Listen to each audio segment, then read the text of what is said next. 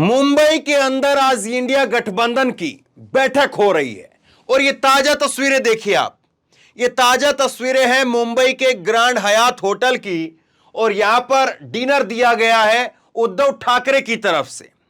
और डिनर से पहले तमाम जितने भी विपक्ष के बड़े नेता हैं, मुख्यमंत्री हैं, इंडिया गठबंधन के साथी हैं, 28 पार्टियां इस बार पहुंची हैं। पिछली बार 26 पार्टियां थी, 2 पार्टियां एक्स्ट्रा होकर के इस बार पहुंची है और तमाम नेता यहां पर मौजूद हैं। अभी की ताजा तस्वीरें हैं ये और चर्चा चल रही है। इसके बाद में डिनर के लिए जाएंगे, लेकिन समझना जरूरी है कि आज इंडिया की वजह से क्या वाकई बीजेपी की रातों की नींद उड़ी हुई है और क्या वाकई इंडिया की वजह से ऐसी हालत पैदा हो गई है, ऐसे हालात पैदा हो गए हैं कि बीजेपी एक तरह से बैकफुट पर दिखाई दे रही है।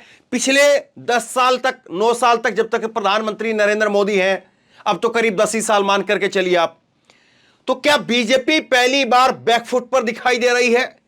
ये कुछ खाका है, ये कुछ आंकड़े हैं, ये कुछ डाटा है जो ये बताता है कि क्यों बीजेपी की नींद इंडिया की वजह से उड़ी हुई है। और जो ये मोर्चाबंदी हो रही है, जिसके लिए महामंथन किया जा रहा है, इस मोर्चाबंदी से, इस महामंथन से क्या निकलेगा? क्योंकि मंथन से निकलता बहुत कुछ है।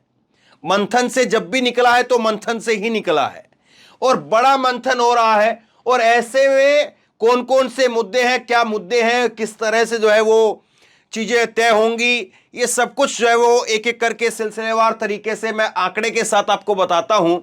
और आप इस बात से समझ लीजिए कि इंडिया की बैठक से पहले अचानक से मोदी जी, उनकी सरकार आकर के ऐलान कर रही है कि हम संसद का विशेष सत्र बुला रहे हैं।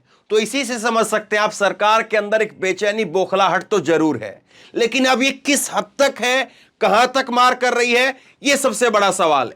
अब देखिए, इसमें अगर आप देखेंगे तो 28 पार्टियां आ रही हैं, 6 मुख्यमंत्री हैं और 63 नेता है इंडिया की बैठक के अंदर। 2 नए दल जो हैं इस बार जुड़ रहे हैं और 5 बड़े आंकड़े जो है वो क्या कहते हैं उसको जरा समझिए। ये 5 बड़े तथ्य ऐसे हैं जो इंडिया के सियासी गणित में एससी, एसटी और ओबीसी उसको सबसे मजबूत कड़ी बनाता है और बीजेपी के लिए यही एससी, एसटी और ओबीसी सबसे कमजोर कड़ी साबित हो रहे हैं। और इसमें चाहे आदिवासियों को और मिला लीजिए आप, तो तमाम ये जो लोग हैं, तमाम जो ये वर्ग है, ये बीजेपी के लिए बड़े सिरदर्द पैदा कर रहा है। अब देखिए, इसमें पहले नंबर पर क्या पॉइंट है? यूपी में, एमपी में, राजस्थान में, छत्तीसगढ़, बिहार, बंगाल, तमिलनाडु, महाराष्ट्र, केरला, झारखंड में एससी, एसटी 26% और ओबीसी 42% है। यहां पर माइनॉरिटी की बात नहीं हो रही है, मुसलमानों की बात नहीं हो रही है, केवल एससी, एसटी और ओबीसी की अगर आप बात करेंगे तो एससी, एसटी और ओबीसी वो 26% एससी, एसटी है और ओबीसी जो है वो 42% है। यानी कुल मिलाकर के 68% जो है वो एससी, एसटी और ओबीसी, यानी करीब करीब जो है वो 70%, अगर हम इसको राउंड फिगर में मान लें तो ये 70% जो है वो वोट ऐसा है जो कि एससी, एसटी और ओबीसी के अंदर है। और इसमें बड़े इंपॉर्टेंट राज्य हैं, यूपी इसमें है, एमपी, राजस्थान, छत्तीसगढ़, बिहार, बंगाल, तमिलनाडु, महाराष्ट्र, केरला, झारखंड के अंदर। और इन्हीं में इंडिया के जो दल हैं उनकी सरकारें हैं। कुल 11 राज्यों के अंदर इंडिया दल के मुख्यमंत्री हैं और ज्यादातर राज्यों में, जिसमें एमपी में और जो सरकार थी वो सरकार चली गई, यूपी में सरकार नहीं है, बाकी छत्तीसगढ़ में इंडिया की सरकार है, राजस्थान में इंडिया की सरकार है, बिहार में इंडिया की सरकार है, बंगाल में इंडिया की सरकार है, तमिलनाडु में इंडिया की सरकार है, महाराष्ट्र में सरकार थी वो भी चली गई, केरल में इंडिया की सरकार है, झारखंड में इंडिया की सरकार है। तो ये वो राज्य हैं जिसमें यूपी और आप उसके बाद में एमपी और महाराष्ट्र, 2 जो है वो बगावत करके लिए, बगावत नहीं बल्कि चोरी करके लिए हुए सरकार है। बाकी के राज्यों में इंडिया की सरकार है और यहां पर 70% जो है वो एससी, एसटी और उसके साथ में ओबीसी है। तो सबसे चौंकाने वाला और सबसे चिंता पैदा करने वाला बीजेपी के लिए ये आंकड़ा है। दूसरा आंकड़ा यह है कि जिन राज्यों में कांग्रेस सीधे लड़ाई में है वहां पर पुराना एससी, एसटी वोटर्स उसको जोड़ने पर काम चल रहा है। तीसरा आंकड़ा यह है कि लंबे समय से मायावती दलित राजनीति का चेहरा है, पर उनके घटते जनाधार से एक स्पेस बन गया है। और 2019 के लोकसभा चुनाव में सपा के साथ में बसपा लड़ी तो 10 सीटें आई, 3% उनको वोट मिला। 2014 में 4% वोट था, पर एक भी सीट नहीं थी। यानी मायावती अगर गठबंधन में रहती है तो फायदे में रहती है, गठबंधन में नहीं रहती है मायावती जी तो जीरो पर, शून्य सुपड़ा साफ। और उसके साथ साथ 2017 के विधानसभा चुनाव में बीएसपी को 22% वोट मिले, 19 सीट मिली। और 2022 के अंदर वो वोट घट करके जो है वो सीधे 12% पर आ गया और सिर्फ मायावती जी को एक सीट मिली। मतलब कि मायावती जी का जो गढ़ उत्तर प्रदेश है, और उस उत्तर प्रदेश के अंदर जहां पर उनकी राजनीति रहती है, वहां पर भी सीधा सीधा सिर्फ और सिर्फ उनका एक विधायक है, और वो विधायक भी अपने बलबूते पर बताया जाता है, जिसमें मायावती जी के खेमे का, उनका वोट बैंक का कोई असर जो है वो खास बताया नहीं जाता है। ये भी साफ तौर पर आप समझ लीजिए। तो मायावती जी गठबंधन में आएंगी तो अपना फायदा करेंगी, या गठबंधन से बाहर रहेंगी तो अपना फायदा करेंगी, ये सीधा सी गणित है। अब उसके बाद में चौथा पॉइंट आप समझिए, कर्नाटक से कांग्रेस के कोर वोटर लौटने का भरोसा जगा है। कर्नाटक में 17% दलित वोटर हैं। ऐसे में दलित समुदाय आने वाले खरगे को मायावती की जगह पर प्रोजेक्ट कर रही है। तो कर्नाटक में जिस तरह से हुआ, लिंगायत ने भी कांग्रेस को वोट किया, वोकालिंगा ने भी कांग्रेस को वोट किया, दलितों ने कांग्रेस को वोट किया, मुसलमानों ने कांग्रेस को वोट किया, जेडीएस को छोड़ दिया वहां पर। तो पुराना जो कांग्रेस का वोट था, वो कांग्रेस का वोट कांग्रेस की तरफ लौट रहा है। उसके बाद पांचवा पॉइंट ये है कि जाति जनगणना का समर्थन कांग्रेस कर रही है, और इसके साथ साथ जो है वो इन सारे वर्गों को, चाहे वो बिहार के अंदर हो, जातिगत सर्वे के आधार पर जो है वो लगातार अपनी तरफ भुनाने का प्रयास कर रही है। तो ये 5 पॉइंट है। अब इसके बाद में देखिए कि ये जो 28 दल यहां पर जुड़ रहे हैं, तो क्या क्या संभावना ऐसी है जो इस बैठक से, इस मंथन से निकल करके सामने आ सकता है। तो पहला तो जो बताया जा रहा है कि एक जो है वो लोगो बन सकता है, और लोगो जो है वो सामने आ सकता है कुछ ना कुछ। और बताया ये जा रहा है कि लोगो जो है वो इंडिया के जो झंडा है, हमारा जो तिरंगा झंडा है, उससे कुछ कुछ मिलता जुलता होगा और उसी के आकार का होगा।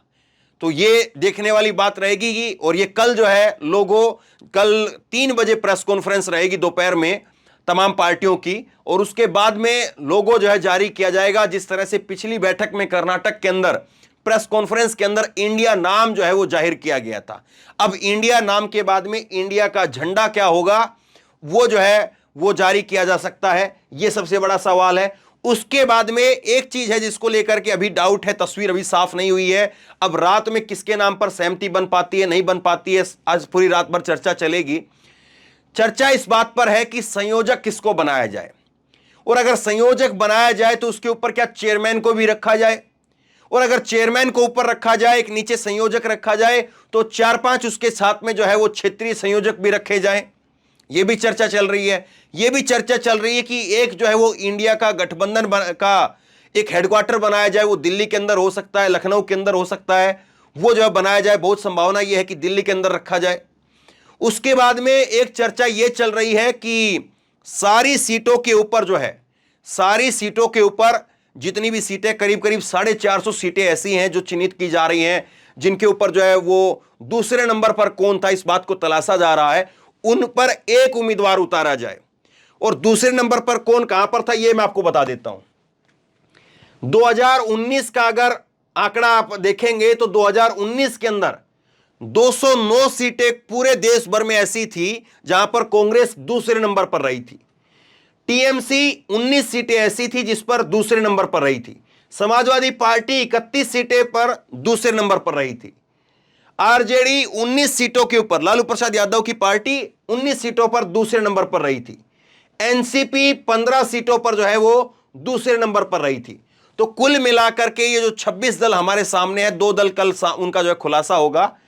26 दल जो हमारे सामने अभी हैं, उनमें से 14 दलों के उम्मीदवार, 326 उम्मीदवार वो दूसरे नंबर पर रहे थे। अब ये 326 उम्मीदवार जिस इस पार्टी के दूसरे नंबर पर रहे थे, तो एक सीधा गणित तो ये है कि 326 सीटें जो है उन्हीं पार्टियों को दे दी जाए जो दूसरे नंबर पर 2019 के अंदर रही थी। इसमें ज्यादा जो है छेड़खानी ना की जाए। कांग्रेस जहां पर दूसरे नंबर पर थी तो वहां पर कांग्रेस को सीट मिलनी चाहिए, जहां पर समाजवादी पार्टी दूसरे नंबर पर थी तो वहां पर समाजवादी पार्टी को मिलनी चाहिए, और जहां पर टीएमसी अगर दूसरे नंबर पर थी तो टीएमसी को टिकट मिलनी चाहिए। तो एक तो सीधे तौर पर छटाई जो है वो ये हो गई है, 450 में से 350 सीटें तो ऐसे ही जो है तय हो गई है। अब उसके बाद में बचती हैं 100 सीटें। 100 सीटों के ऊपर जो है वो और जो है वो गणित भाग चलेगा, और जो है जोड़ तोड़ जो है वो दिखाया जाएगा, बताया जाएगा, और उसके बाद में फिर तय किया जाएगा। कुछ सीटें ऐसी भी होंगी जिनके ऊपर पिछली बार जो है वो समीकरण अलग थे, इस बार समीकरण कुछ बदले हैं, तो उन पर जो एक अलग से जो है बातचीत होगी। एक इसमें जो है वो गणित और चलाया जा रहा है। एक बात और है जिस पर जो है इस बैठक के अंदर चर्चा होनी है, और वो चर्चा इस बात पर होनी है कि संयोजक एक तो बनाया जाए। अब संयोजक के नाम पर बात यह भी चल रही कि नीतीश कुमार को संयोजक बना दें। नीतीश कुमार के साथ साथ जो है चर्चा जो है मल्लिकार्जुन खड़गे की भी है, लेकिन फिर बात यह चलती है कि मल्लिकार्जुन खड़गे को आप संयोजक बना देंगे तो कांग्रेस पार्टी का काम क्या देखेंगे, क्योंकि कांग्रेस के अध्यक्ष है तो उनको कांग्रेस का काम भी देखना है, कांग्रेस का जो बेस है, कांग्रेस का आधार है, उसको भी मजबूत करना है। तो ये कहा जा रहा है कि कांग्रेस पार्टी जो है वो मल्लिकार्जुन खड़गे को नहीं चाहती कि वो बनाए, क्योंकि वो कांग्रेस को अच्छे से डील कर रहे हैं, उनको कांग्रेस का किया जाना चाहिए। फिर एक चर्चा ये भी चलती है कि ये जो संयोजक वाला जो पद है वो अगर कांग्रेस से बाहर रहे तो अच्छा है, जैसे कि अगर नीतीश कुमार के पास में रहे या ममता बनर्जी के पास में रहे तो अच्छा है, ताकि कांग्रेस के ऊपर एक लगाम लगा करके रखी जा सके कि कांग्रेस सबसे बड़ी पार्टी है, कभी अपनी मनमानी ना करने लगे। तो ये तमाम तरह की बातचीत है, हर तरह की बातचीत जो है वो रखी जा रही है। ऐसा नहीं कि यहां पर सारे लोग कांग्रेस के पीछे खड़े होकर के चलने वाले लोग हैं, अपनी अपनी बातें कह रहे हैं, और यही सही है। सारी बातें होंगी, सभी बातें होंगी। कांग्रेस में भी हजार बुराइयां हैं, और उन चीजों पर जब कांग्रेस को जो है सामने ला करके उनको खड़ा करके उनको दूर करवाया जाएगा तभी जाकर के तस्वीर बदलेगी, वरना तो वही तस्वीर है ही। तो यही सारी चीज है। अब इसके बीच में एक और बड़ी अहम पॉइंट निकल करके आ रहा है, और बड़ा अहम पॉइंट यह है, उस पर मैं आपको बता देता हूं, और फिर उसके बाद में कुछ नेताओं की बाइट आपको सुनाऊंगा। बड़ा अहम पॉइंट यह निकल करके सामने आ रहा है कि संयोजक कुछ इस तरह से बनाए जाएं कि जैसे मान लीजिए कि अखिलेश यादव हैं, अखिलेश यादव को एमपी का संयोजक बना दिया जाए। वो अपना जो है वो यूपी का तो देखेंगे ही देखेंगे चुनाव, लेकिन मध्य प्रदेश के अंदर जो है वो किसको कितनी सीट दी जाए, किसको दूसरे सहयोगी को क्या दिया जाए, कांग्रेस के ऊपर जो है वो दूसरी किसी पार्टी से रहे। कि जहां पर दो पार्टियों के आपस में, जैसे कि पंजाब के अंदर जो है वो आम आदमी पार्टी और कांग्रेस का जो है वो आपस में तनाव रहेगा, तो उस तनाव को दूर करने के लिए जो है वो पंजाब के अंदर किसको लाया जाए, पंजाब के अंदर जो है या तो नीतीश कुमार को बैठा दिया जाए, शरद पवार को बैठा दिया जाए, या अखिलेश को कह दिया जाए। मतलब कि बाहर से एक आदमी दूसरी जगह से ला करके फिर वहां पर छोड़ा जाए, ताकि वो दोनों पार्टियों को समानता से देखे, और दोनों पार्टियों को फिर बीच में जो है बातें करके कि वहां से अगर कोई नेता कुछ कह रहा है तो उनको शांत करवाना, यहां से नेताओं ने कुछ बयान दे दिया है उनको शांत करवाना, उनके उम्मीदवारों की लिस्ट निकलवाना, उनके उम्मीदवारों की लिस्ट निकलवाना, उसके बाद में उनको तोलना, और फिर उसके बाद में सीटों का वहां पर बंटवारा करवाना। तो यह भी अपने आप में गणित चल रहा है। तो बहरहाल एक एक चीज पर बहुत बारीकी से काम चल रहा है, एक एक चीज के ऊपर कौन कहां पर है, कौन कहां पर क्या कर सकता है, सब कुछ बहुत बारीकी से, बहुत डिटेल में चीजें हो रही है। अब मैं आपको सुनाता हूं कुछ नेताओं को, आप सुनिए जो आज इस बैठक में पहुंचे हैं और क्या कुछ कह रहे हैं, सुनिए जरा। The future of India as a nation now is integrally linked to the future of this alliance, which is not simply an alliance of parties. ये कोलिशन महज पार्टियों का नहीं है, ये कोलिशन आइडियाज का है। ये देश बहुत चोट खा चुका है, इसको हीलिंग की जरूरत है। बहुत सारी चीजें टूट गई हैं, उन्हें जोड़ने की जरूरत है। बहुत सारे सपने बिखर गए हैं, उन्हें फिर से समेटने की जरूरत है। ये सिर्फ पॉलिटिकल चुनाव लड़ने का अलायंस नहीं है, देश के नवनिर्माण का भी अलायंस है, जिसमें कि एक अधिनायकवादी सत्ता को आईना दिखाने का भी काम होगा।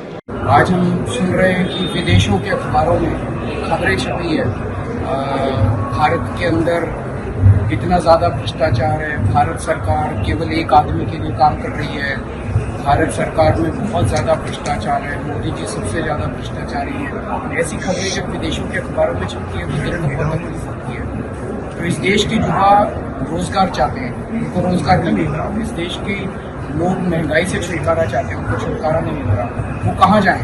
तो वो जब भी इनके पास जाते हैं तो ये तो एक ही आदमी का काम करने में लगे हुए हैं। तो ये इंडिया अलायंस जो है वो 140 करोड़ लोगों का अलायंस है, जो देश को एक तरह से तरक्की के और विकास के रास्ते पर लेके जाएगा। आप एनडीए की और बीजेपी की खास तौर पे बौखलाहट इसी चीज़ से देख सकते हैं कि वो लगातार हम पर हमारे नाम को लेकर हमले कर रहे हैं। और इतने बड़े बड़े लोग, यहाँ तक कि प्राइम मिनिस्टर ऑफ इंडिया, जिन्होंने कॉन्स्टिट्यूशन ऑफ इंडिया के तहत अपना कार्यभार संभाला, इंडियन फ्लैग के नीचे खड़े होकर शपथ ली, प्रेसिडेंट ऑफ इंडिया ने उन्हें शपथ दिलाई, गवर्नमेंट ऑफ इंडिया के वो मुखिया हैं, सरकार में आने के बाद startup India, skill India, make in India, बढ़ेगा इंडिया, खेलो इंडिया, चलेगा इंडिया, न जाने कौन कौन सी स्कीम्स उन्होंने लॉन्च करी, नीतियाँ लॉन्च करी। आज उसी पार्टी को और उन्हीं लोगों को इंडिया शब्द से नफरत हो गई। आज ये हमारे अलायंस का जो कंपैरिजन है वो किसी आतंकवादी संगठन से कर रहे हैं, क्योंकि उन्हें इंडिया शब्द से इतनी नफरत हो गई। ये नफरत नहीं है, ये उनकी बौखलाहट है। ये लोग डरे हुए हैं, घबराए हुए हैं कि कहीं ये गठबंधन सफल ना हो जाए। और आप देखिए, रोज़ हर प्रकार से बीजेपी यही प्रयास करती है कि अलायंस फेल हो जाए। कभी कोई मनगढ़ंत आरोप लगा देगी, कभी ये शगुफा फैला देगी कि इस अलायंस के बीच में तो बड़ी टकरार है, आपस में लोग लड़ रहे हैं, लाठियां चल रही हैं, न जाने क्या क्या फैला देते हैं। लेकिन हम सब ये बात समझते हैं और देश की जनता भी ये बात समझती है कि बीजेपी तो हर संभव कोशिश करेगी कि अलायंस फेल हो जाए, लेकिन ये अलायंस फेल होने वाला नहीं है, क्योंकि ये अलायंस सिर्फ 4, 10, 50 नेता जो उस कमरे में बैठे हैं उनका अलायंस नहीं है। ये अलायंस वास्तव में भारत की 135 करोड़ आबादी का अलायंस है। वो आबादी साथ आई है, पूरा देश साथ आया है। और उस 135 करोड़ आबादी का एक ही लक्ष्य है कि हमारी आमदनी नहीं बढ़ी, हमारा खर्चा बढ़ता गया, महंगाई बढ़ती रही, हमारे बच्चों को अच्छी नौकरी नहीं मिली, बड़े बुजुर्गों को इलाज नहीं मिल रहा। इन सारी समस्याओं का, रोज़मर्रा के जीवन में जिन समस्याओं से इंसान जूझता है, उन समस्याओं का हल चाहिए। लोग डरे हुए हैं सही मायने में। और आपको पता है, अगस्त के महीने में ही पिछले साल बिहार में हम लोगों ने सरकार बनाया था, महागठबंधन की सरकार बनाई थी। तभी से हम लोगों ने तय किया था, लालू जी, नीतीश जी, कि देश भर में सभी लोगों को एकजुट करेंगे, एक प्लेटफॉर्म पे लाएंगे। और ये आज देखिए, ठीक 1 साल बाद, ठीक अगस्त के महीने में जो है, आज तीसरी बैठक जो है बॉम्बे में हो रही है। तो इसके कई मायने हैं। और जनता के पुकार पे लोग चाहते थे कि जो है एक सही विकल्प जो है लोगों के सामने रखा जाए, तो वो सही विकल्प जनता के सामने हम लोग रख रहे हैं, जनता की मांग पर। और हमें पूरा भरोसा है कि जो लोग जो संविधान को, लोकतंत्र को ख़त्म करना चाह रहे हैं, जो दंगा फसाद वाली जो पार्टी है, उनको लोग जो है करारा जवाब देना चाहते हैं। तो हम सब लोग एक हुए। अगर एक नहीं होते तो जनता हमें माफ़ नहीं करती। राजनीतिक हालात पर राजनीतिक दलों ने एक साथ नज़र रखी है और आज परिणाम है कि सब लोग देश के प्रति, इस लोकतंत्र के प्रति, संविधान के प्रति अपने विचारों को लेकर के चर्चाओं में शामिल हो रहे हैं। मेरे लिए जो भी मैं हूँ वो इंडिया और भारत हो। कभी भी भारत में रहते हैं, भारत से बाहर जाते हैं, तब कोई भी कुछ भी हमारी तरफ जब देखता है, हमारा नाम, हमारा राज्य, हमारी भाषा, ये कोई नहीं पूछता। पहले बोलते इंडिया। सो हमारी जो भी पहचान इस दुनिया में है वो हमारी पहचान इंडिया है। इंडिया जो भी करे वो इतना बढ़िया हो रहा है कि सामने वालों को दिक्कत होनी ही चाहिए। और मुझे अच्छा लग रहा है कि उनको दिक्कत हो रही है, मतलब हम लोग कुछ अच्छा ही कर रहे हैं। सबसे बड़ा चैलेंज ये जो पॉलिसीज़ एनडीए की सरकार की है, जैसे महंगाई हो, बेरोज़गारी हो, ये बहुत सारी जो पॉलिसीज़ जो गलत अभी की सरकार कर रही है, उनको ठीक करना ये हमारा सबसे बड़ा चैलेंज और हमारी जिम्मेदारी होगी। इस देश का सबसे बड़ा वोटर अभी युवा वर्ग है, उनको आप क्या अपील करना चाहते हैं? मैं युवा वर्ग को इतना ही कहूँगी कि वोट करना ही चाहिए, दिल और दिमाग के से करना चाहिए। और इस देश में जो प्यार बांटेगा, क्योंकि महात्मा गांधी जी ने हमेशा जो भी इस देश के लिए किया वो प्यार, सम्मान और शांति के मार्ग से किया। तो उसी रास्ते से हम सब ने चलना चाहिए। और मेरे ख्याल से इस देश का जो युवा है वो हमेशा प्यार ही बांटेगा।